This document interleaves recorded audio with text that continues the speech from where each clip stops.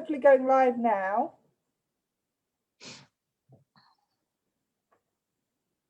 It's just setting it up.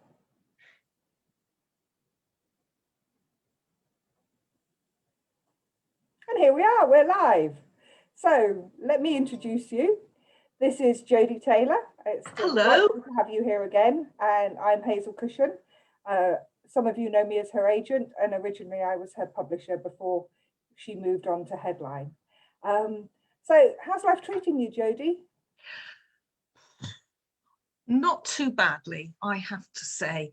I've discovered that if I concentrate very hard, I don't have to lick the walls.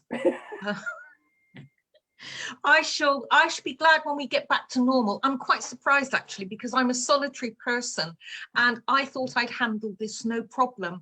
And I've been fine up until about a month ago, and now I'm discovering that that is not, in fact, the case. And I really miss things like going to Waterstones to work for an afternoon in their cafe, or popping down to the library and spreading all the way across one of their tables and getting a good solid afternoon's work in. But all in all, and compared with other people, I'm doing very well, thank you. Good. Yeah, no, it just does seem to be going on forever. And actually, this is probably a good time for me to mention what we've been discussing about signing the books. Oh, yes. Because we've got the hardback coming out in March and the paperback of Another Time, Another Place in April. I'm assuming that everyone who has ordered them would much prefer your real signature in them. And therefore, the first date we can actually legally do that here in the UK, we think at the moment, is the 12th of April, which happens to be the publication date of Another Time, Another Place anyway. So probably we're going to be a day or two late sending that out, and the hardback will also be delayed by about a month, but I'm assuming that's going to be okay. If you're not worried about getting Jodi's actual signature and are happy to have it on a label instead because you need the book really urgently, please just message me and I can dispatch your order early. But I think you probably all agree the most important thing is to keep Jodi safe. So yeah, we'll probably be signing those on the 12th of April. So now, how's everyone got on with their writing? Did the last talk inspire anyone to write? Love to know if you have. And happy to answer questions about most things, really. But obviously, this is meant to be encouraging you guys to write your next bestseller. Danielle's asking, will the audio book be out on the 12th of April, please? Yes, as far as I know, Danielle, that's absolutely the date, and there's no reason why it should be delayed that we know of. So yeah, that should definitely be happening. Hello to everyone. I mean, it's just lovely. We've already got 77 people watching. Wow. And Helen McDonald says that she's got 22,000 words of a murder mystery written. Excellent. So that's well done. Well done, Helen. That's fantastic. And I hope you're not murdering off too many readers in it. So Leah's saying it's encouraging to talk about writing. That's a start. Debbie Adamson's published her first book on Kindle. God, they're coming in so fast, I can't read them. It's is it better to sell for free via Amazon Kindle to start with? Joe Adams, yes, that's certainly what worked for Jodi. Unfortunately, I'm not sure the system is quite the same as it was back then, but there's lots of very good marketing advice out for people who are self-publishing. Jackie Rogers is the winner so far. She's completed 93,000 words of a mystery novel and is now trying to sell it. Well, Jackie, I know what Jodi would say. If you can't sell it, self-publish it and start getting people reading it, because, you know, once you start getting readers in, yes, that's when it all starts to happen. I know you're sitting congratulating yourself on having completed your first book.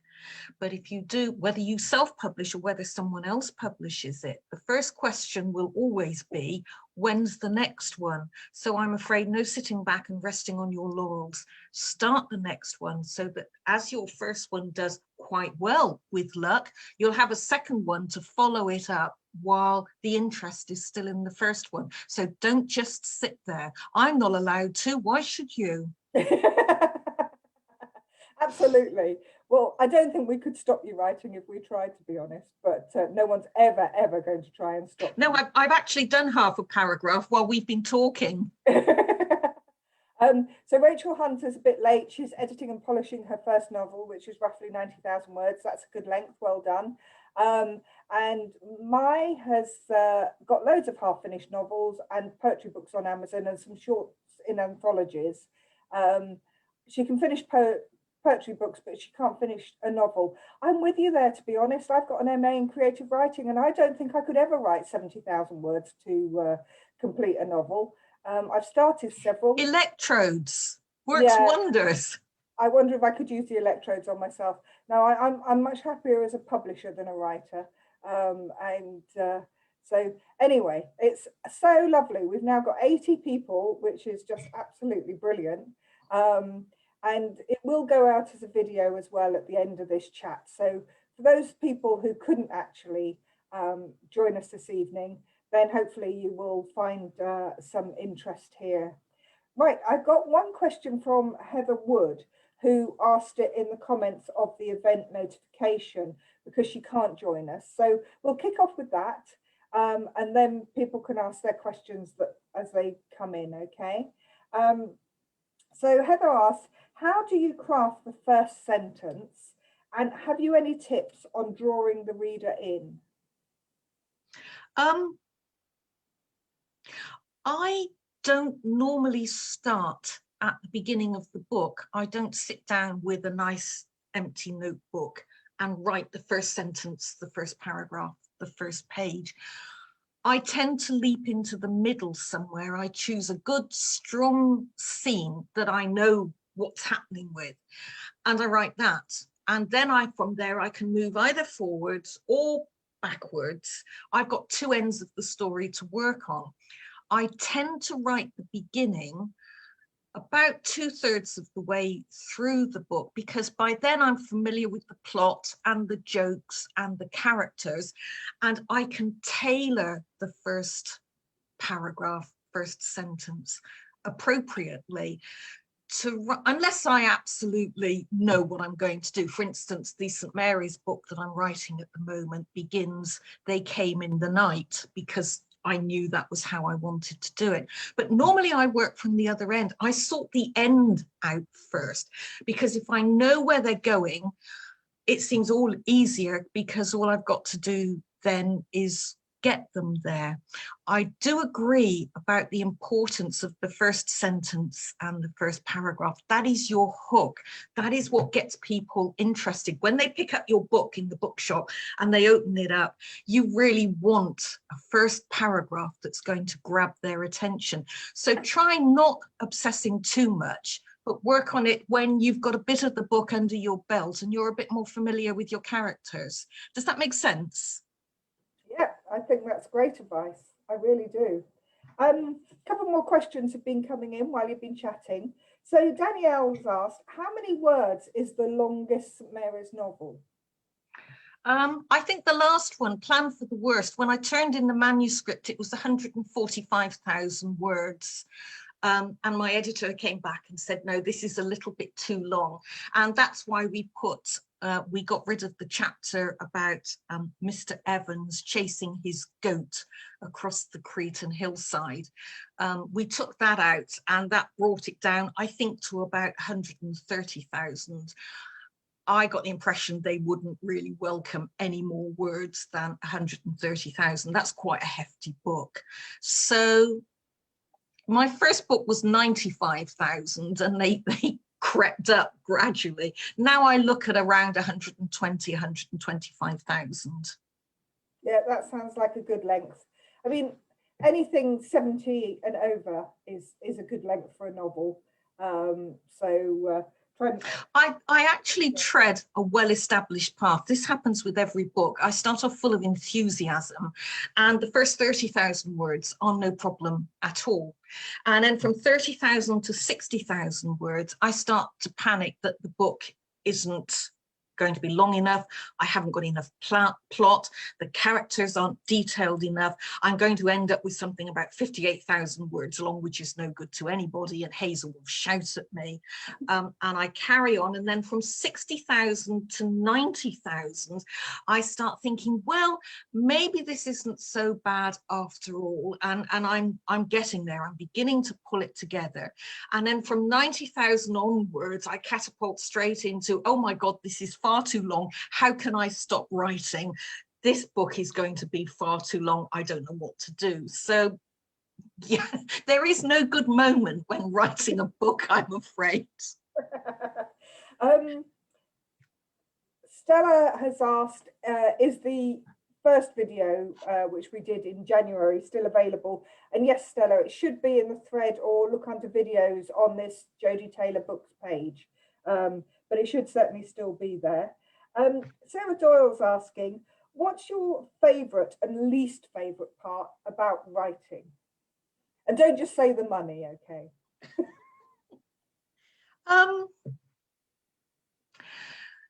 It's a wonderful feeling to start a new book. You've got everything ahead of you, all those characters, all those ideas, all just waiting to happen. It's equally wonderful to finish. You've suffered over the last 6 months. You've struggled. You've been up all night. You've worried about it. I never actually type the end until I feel the book is finished and is ready to go off to my editor. So that's an equally wonderful moment as well. Bad moments happen fairly regularly, especially, as I've just said, between the 60 to 90,000 words, when I really have, it's like there are peaks and troughs, and that's a trough. And the book is half done. It's unwieldy. I'm not sure what's going to happen next. I'm rubbish. Why don't I get a proper job?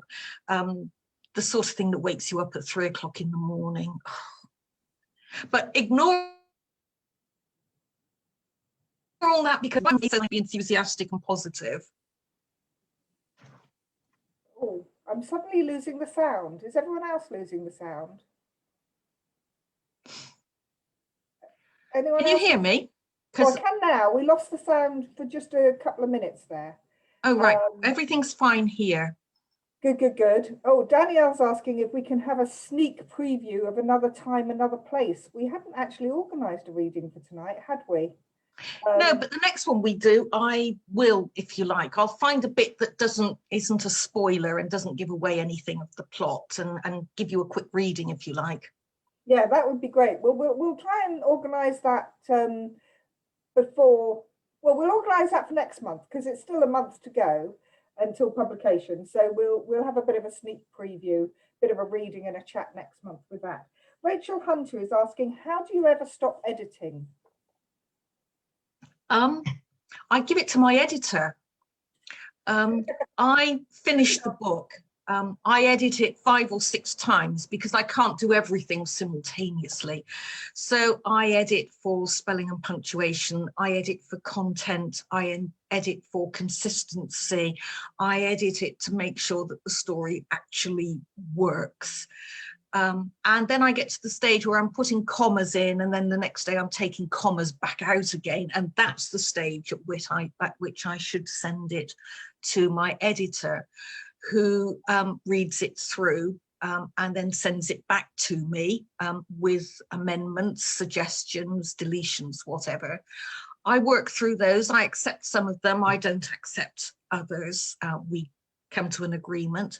And then it goes off to the copy editor, who does exactly the same thing, but rather more rigorously, which is, I'm working through the copy edits for Long Shadows at the moment, and it's hard work.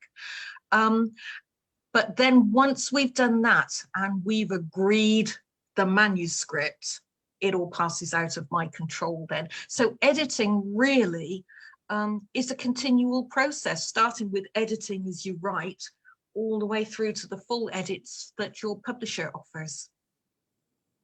So Nick is asking, do you use Microsoft Word or the equivalent, or is there a specific program or product you prefer to write on? I've only ever used Word. I know there are dedicated author software out there, but Word is the industry standard. And I was fairly familiar with Word when I started to write. So that's what I've always used, and it suits me.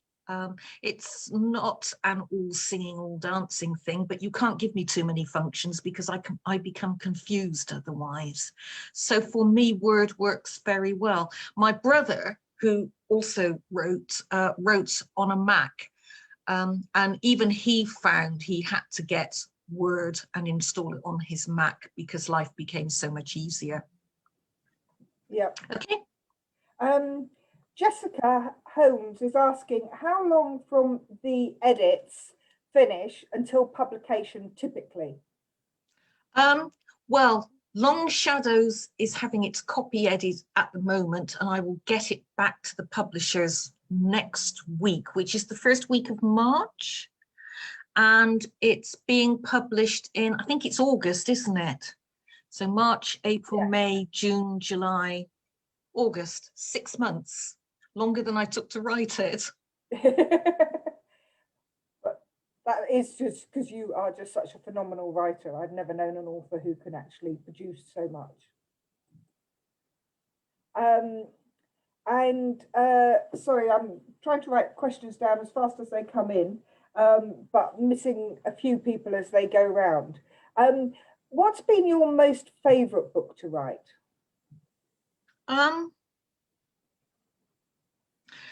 I have 3 that were really easy to write. They just fell out of my pen, if you like.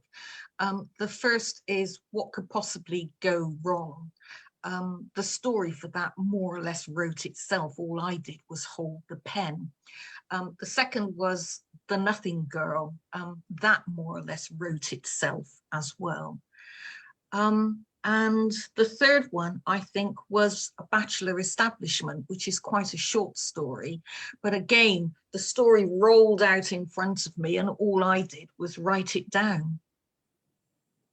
Yeah. Angela's asking if you can tell us what your brother wrote. Yes, The Dark Family Secret. He's written 2 political books about a high-class lady of business who owns an extremely intelligent parrot. And she is the extremely good friend of an MP, an imp, an independent MP. And this parrot has the slightly embarrassing habit of repeating the last thing he's heard. And he's kidnapped for one reason or another. And the first one is called Bertie and the Kinky Politician, because there is a certain amount of kinkiness. And the second one is, Hazel, can you remember what the second one was called? I can't remember. Bertie and the Hairdresser Who Ruled the World. That's right, yeah. And he's toying with a third one. And my suggestion for the title was Bertie and the Psychic Who Didn't See It Coming. That's a very good title. But it's my brother, so heaven knows what will happen there. If I say I'm the most reliable member of the family, that will give you an indication of just how bad things are. Right, the parrot, by the way. 3 more questions just coming in. Kenneth wants to know, do you read your books when they are printed? No. No, I don't. I can't do it. I have tried. I thought I would begin this year by reading one of my books a month. And for me, it is like fingernails on a blackboard. I simply can't do it. I'm physically uncomfortable. What this says about me, I don't know. It's exactly the same with Audible. When an Audible book comes out, I listen to the sample just to make sure Audible have got it right, because they have form. but I never listen to the whole thing. I simply can't do it. I know there are actors out there who can't watch themselves on the screen. And I should imagine this is something very similar. I just don't know what it is. I tell myself it's because if I see something that's wrong or I don't like, it's too late to do anything about it. Therefore, I am sparing myself mental anguish. But I think there's just something seriously wrong with me, seems the most likely explanation. Several people are asking, what is the name of your brother? I don't think his books are actually available at the moment, are they? No, I don't think they are. I think he withdrew them from Amazon, and I don't think he's put them back on again. But if you're looking around secondhand bookshops and things, his name is Michael, his writing name is Michael A. Vickers, Vickers. Excellent. Well, hopefully they'll be available on Amazon again soon. After this, give him a kick up the bum and tell him people want to read him. I would have anyway. Yeah. Valder asks, how do you recharge between books? I think we all know the answer to that is that you don't. I take a deep breath. You know, I finish one book, the end, and then I click on file, and then I click on open, and then I start again. So I do take a couple of deep breaths. So that's how I recharge. Yeah, and possibly go make a cup of tea as well. Or even go to the loo if I'm really, really splashing out. Yeah, less of the splashing, please. Sally asks, are you going to do any Time Police short stories? Probably. I have to wait for inspiration to strike. Whereas I tend to know where I'm going with the main novels, I have to wait for an idea or a phrase or see something or start a train of thought. You'll all be pleased to hear that this year's Christmas story is already available. Look out for The Toast of Time. And I should be thinking about the year after that. But if I'm tootling along and I get an idea for a short story for the Time Police, then yes, there will be, but I have to wait for inspiration to strike. And Nigel's asking, if you had a pod and you could go back in time, are there any of your books you would change?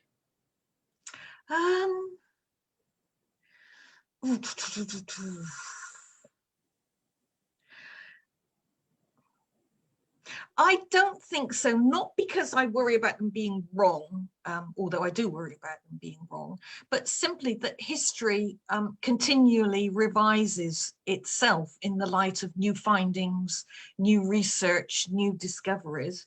I'd have to keep at it all the time. I can only actually write about events as research dictates they occurred at this moment. I mean, for all I know, archaeologists will turn up something at the Battle of Hastings and discover that actually the Saxons won after all. So I'm going to look pretty silly.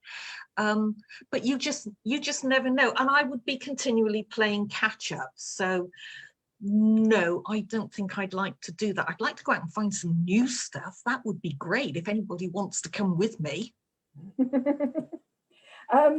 Charlie wants to know, if you had to eat your very last final biscuit, which biscuit would it be? I think a chocolate hobnob. A hobnob? Chocolate hobnob? Chocolate hobnob. Chocolate or plain chocolate? Milk. Okay. I know it's supposed to be sophisticated to prefer plain chocolate, but I am not sophisticated. I'm really sorry this person's name is French and I'm probably going to murder it, so please forgive me. I think it's Angers. Were you always so productive? No, I never started to write until I was 58 or 59. I didn't publish my first book until I was 60. So I have no idea whether I would have been productive or not. I mean, imagine if I'd started at 30. The world would have disappeared under Jodi Taylor books by now, and Hazel would be a very happy person. Hazel's always a pretty happy person anyway. It's just, yes, I am productive, fortunately. But the downside is that I can't stop. And Hazel does fulfill the duties of a conscientious agent occasionally and ring me up and say, for God's sake, just calm down and go off and for a walk or read a book or whatever. Otherwise, I would be at it almost all the time. And yes, I am driven, and no, I don't know why. Yeah, no, but we love it. We absolutely love it. Linda says, good God, how old are you? You only look about 52. So yeah, well done, 68. I had my jab last week. Yeah, it's no, honestly, this writing is keeping you very, very young. Angela says, do you work on more than one book at a time? Yes, I do. At the moment, I am copy editing Long Shadows. I will be editing The Toast of Time when it turns up next week. I will be attending to the final details of Another Time, Another Place. I've started the 13th St. Mary's book, and I have notes for the next Time Police and the next Elizabeth Cage book. And I'm desperately trying to find an hour every now and then to put together some notes for a Regency romance and a thriller that keeps clattering into my head and making me think about it. So lots on at the moment. Yeah, absolutely. Probably unlikely for Betty to get an answer then. Will there be a follow-up to A Bachelor Establishment? I have an idea for a short story, certainly, which in my head at the moment is called The Curse of Christmas. Further than, it's just time. I am aware of the irony since I talk about time travel all the time, but there simply isn't enough time to get it all done. I'm doing my best, people, honestly. You know, you're doing absolutely brilliantly. I have never ever worked with an author who is so prolific that I do genuinely, believe me, folks, actually sometimes have to say, please just give yourself a break. Does this mean that not every author rings you at 4 o'clock in the morning? No, not every author. That's a bit of a relief. No, I don't think you've ever actually rung me at 4. 6 o'clock. I have emailed you though. Yes, yeah. Jackie's asking about TV and film adaptations. No further on with those, and frankly, don't hold your breath, I think is the answer, isn't it, Jodi? Yes. I'm quite happy not having to make a decision about that, because I would approach it with very mixed feelings, and there might certainly be discussion and possibly even conflict. So long as nobody's making an offer, I don't have to worry about it. Lots of people very keen for a follow-up to A Bachelor Establishment, if possible. And people also saying that, yes, they can understand about the film adaptation, but it's so hard to get it done well and to make it good. I think probably the ones that would go into film the best and first would be the Elizabeth Cage books. Interesting. Yes, and supernatural thrillers are very popular at the moment. It would, I think, be easier to do than St. Mary's, and it is possible that I might feel less possessive about Elizabeth Cage than I do about St. Mary's. I'm not balanced. No one wants you to be balanced. We love you as you are. Valda is saying she loves your books, but she just wishes they could get to the States faster. Oh no, sorry, that's Stacey. Yeah, we're with you on that, Stacey. Jodi's publishers are an international company. They're the second largest publishers in the world. So they are definitely trying to work with their American counterparts to get the books there at around about the same time as they come out here. Obviously, COVID's caused a lot of disruption in the last year. So please bear with us, but you can always buy signed copies from Jodi's website. And I think, you know, the amount that we dispatch to America, that's the way a lot of people are going. So, yeah, I know it's a bit frustrating. They come out the same date in audio and digital, but the physical copies do take a time to get around the rest of the world.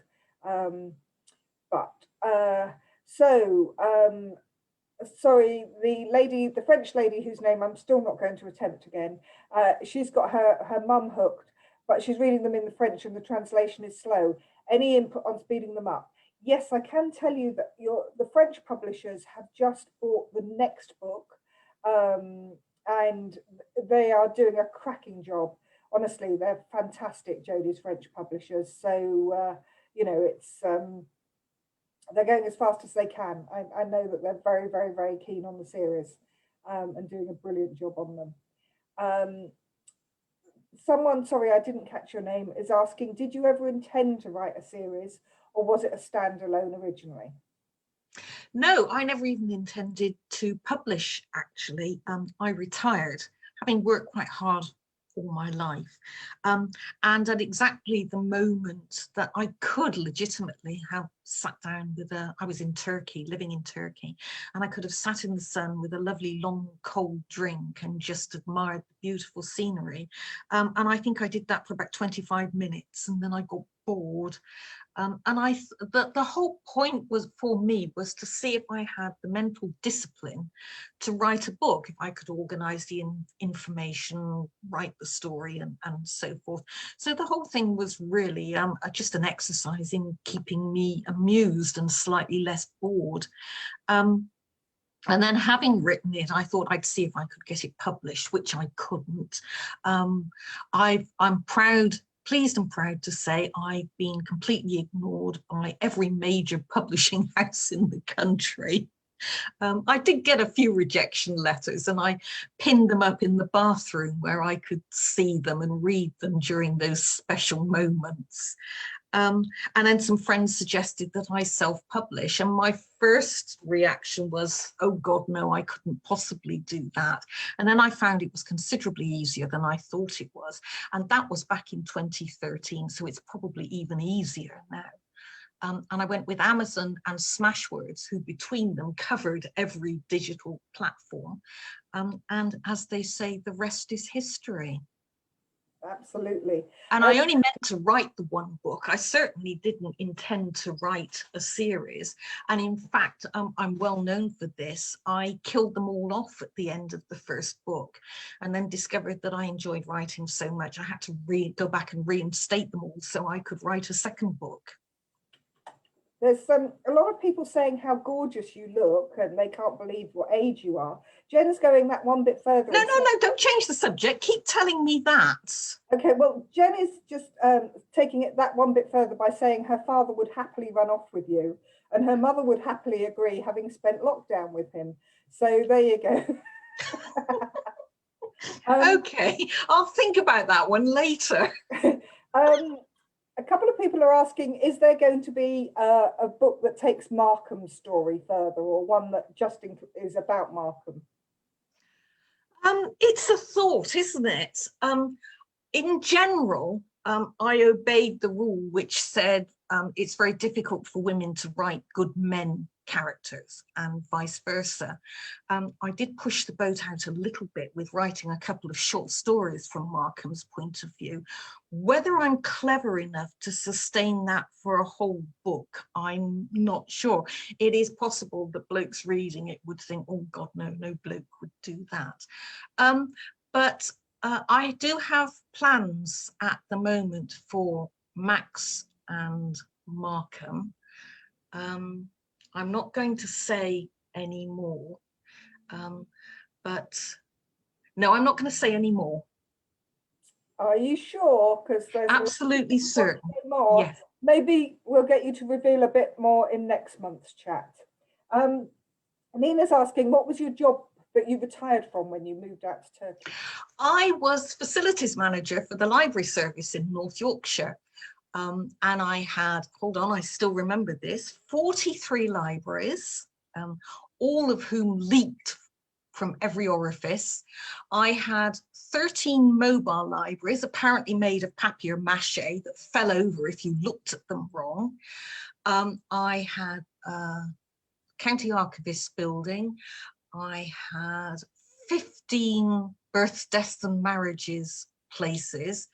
And 6 delivery vans under my direct control, driven by 6 Yorkshire drivers, and my life was exciting and adventurous every single day. I once got wedged in the wheel arch of a mobile library and I shouted for help, and the buggers in my team came out and took photographs of me, would you believe? I would believe, yes. Yeah.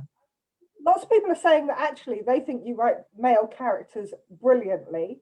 Um, Martin is saying he's got a bit of a man crush on Malcolm. I don't think you're the only man with a man crush there, Martin. And Joe says, yep, you write great men. He's checking, he's got trousers on and he is a man. So there you go. Is that Joe? Joe, I do have trousers on. Relax, I'm fine. If there's a fire, I'll be able to run into the street. And Joe says Helmsley Library was where I began my reading. Well, there you are.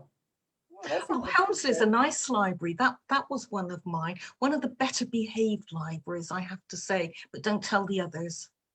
And Sarah McKenna wants to know if anyone's still got those photos of you stuck in the wheel arch. They better not have. I spoke to them for about 45 minutes afterwards. Yeah. Darlene saying that you do a fantastic job with your male characters. Simply loved Malcolm's character. I'm watching The White Queen and The White Princess, and I now think of the boys in the tower as Malcolm and his brother. I think it's Markham rather than Malcolm, but anyway, we get the gist of it. And Nick says that they loved their old job in the local library. I think libraries actually would be a very good setting. I mean, you did the Library of Alexandria, but yeah, maybe we could get libraries in some other way. Yes, in one of the Elizabeth Cage books, I do mention, it's in Long Shadows actually, she goes into the library and they've got the people counters on the door. And for anybody who doesn't know this, libraries rely on visitors to keep them open. Drop below a certain level and a very good case can be made for closing that library. So what we used to do in North Yorkshire, and I'm sure others do it as well, we installed people counters so that as you walk through the door, they clicked. It was an automatic counter. And then at the end of the month, you downloaded the figures and you know, you could say 500 people visited the library this month. You should keep us open. I and my team, my carefully briefed team, every time we visited one of the libraries to do whatever, would walk in and out 10 or 20 times, doubling the number of visitors at a stroke. And Elizabeth Cage mentions this. The people of Rushford do it to their library. And indeed, some old ladies are so enthusiastic about it that actually the library in Rushford has more visitors than it actually has population. Yeah. But do that. If you go to the library and they've got a people counter, whiz in and out half a dozen times, they will thank you for it. And also sign up for your library, even if you don't want physical books, because, you know, they have some brilliant apps. I use BorrowBox to listen to audiobooks all through my local library, and fantastic. Tom is asking, are there any plans for a book signing tour in America? Not at the moment, are there? not at the moment. I would love to go. My other brother, the more normal one, visits America on a regular basis, and he's always saying how wonderful it is.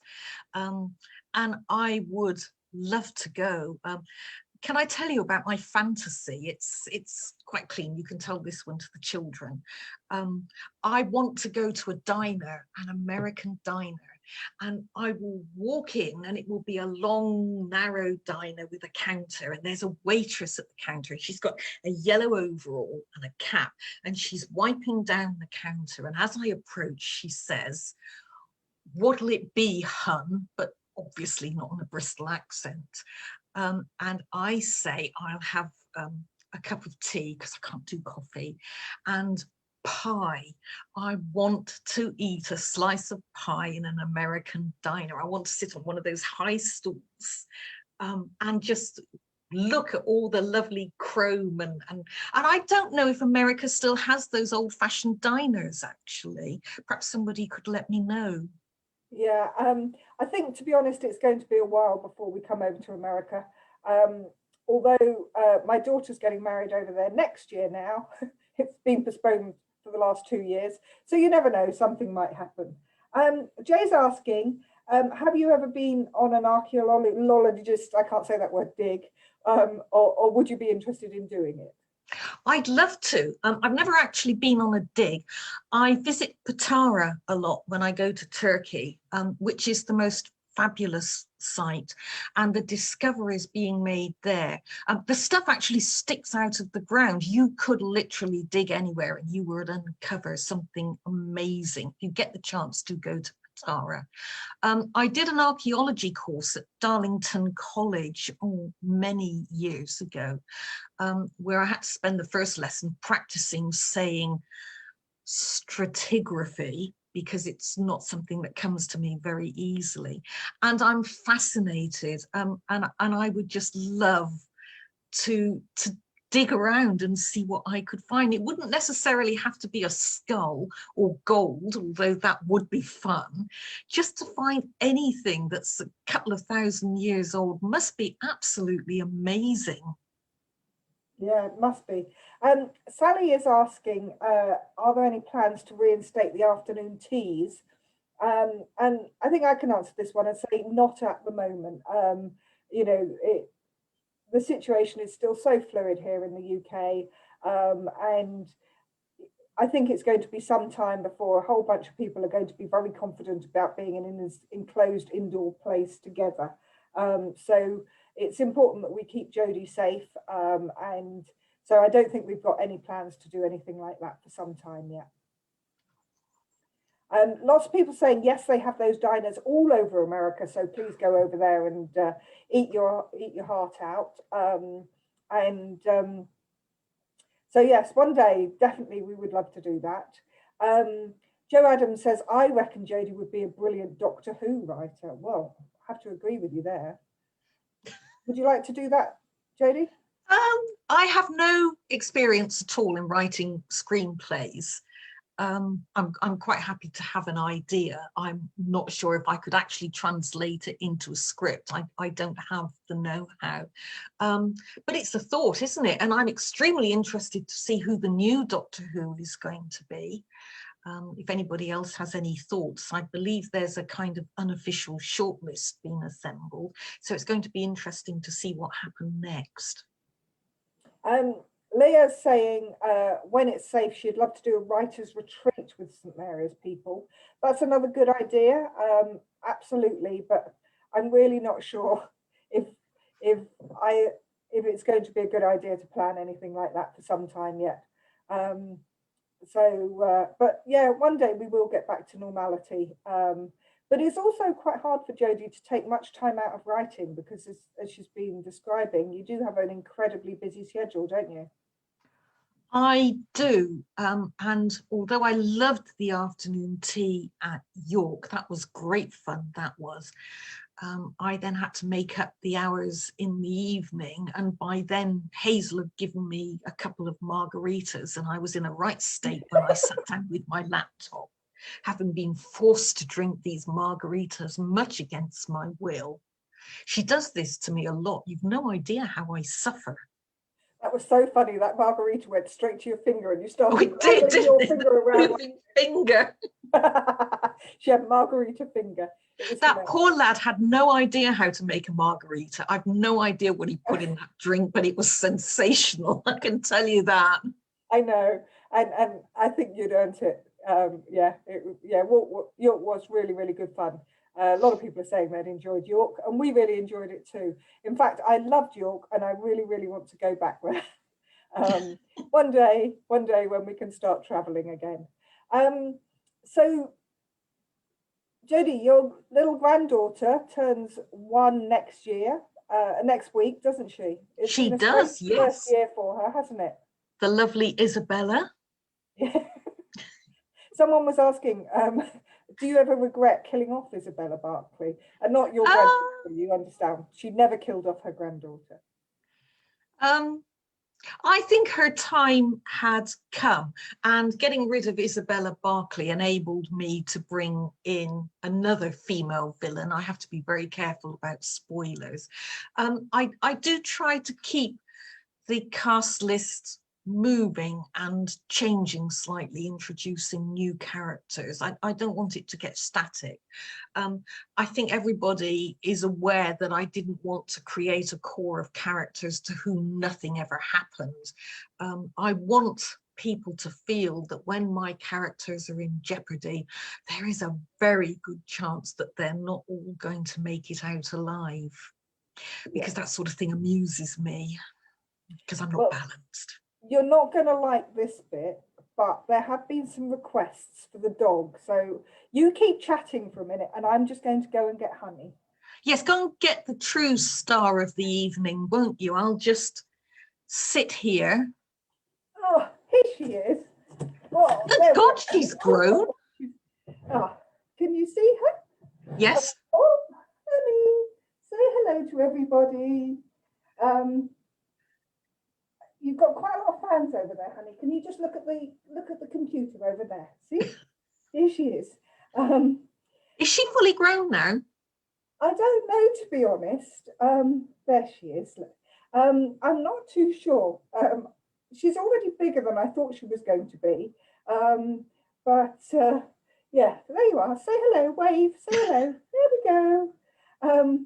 Anyway, she's been a good girl. She's going to get a haircut on Friday, so she might look a bit smarter then. Anyway, I'll let her go now, because really we do. Oh, look, all these people are saying hello to you, Honey. Cuter than the author. Couldn't possibly comment. There we go. So, right. There we go. Yeah, Honey's, a lot of people are saying Honey's very cute. Yes, she is, but you have to remember that Jodi's much cuter, okay? And much better writer. Honey's really no good at writing at all. And doesn't crap in the garden anything like as often. What, Honey doesn't? Oh, you mean the author doesn't? Hazel. Good. All right. Well, on that note, we're getting a bit silly. Yes. Are there any more sensible questions, unlike me lowering the tone and being silly? Because I think we'll schedule another chat for next month. It's quite nice to do these, you know, while we can't. Oh, hang on. Linda's saying, where is Rushford? Is it in Hereford, Worcester area? In Battersea Barricades, you mentioned that Dr. Barstow has to travel south and east to get to the town, where he finds Dr. Foster. And I really want to have been working in. Oh, hang on. Oh God, I've lost everything now. Anyway, where is Rushford? There are 3 Rushfords, because I wanted Rushford to pretty well be anywhere. I wanted everybody to be able to imagine that Rushford was just down the road from them. In my head, the Rushford of Jenny Dove and the Frogmorton Farm people is different. It's more like Northallerton to me. The St Mary's Rushford is more like Shrewsbury, and the Elizabeth Cage Rushford, I'm not really sure where that's come from. So it depends which story I'm writing, but I've tried to keep it fairly loose geographically, so that everybody could imagine that it was close to them, which is why I've given it a river, I've given it moors, I've given it woods, water meadows, so it could literally be anywhere. And if you want to imagine that Rushford is just 5 miles up the road from you, please, I would be delighted if you would do so. Yes. Right, well, on that note, I think we will say goodbye. Thank you, everyone, for coming. We've had over 100 people watching, which is absolutely lovely, and really enjoyed it. And we will set up a new one for next month. So please think of your questions for that one, and look forward to catching up with you guys then. Take care. Bye. Bye-bye. Take care.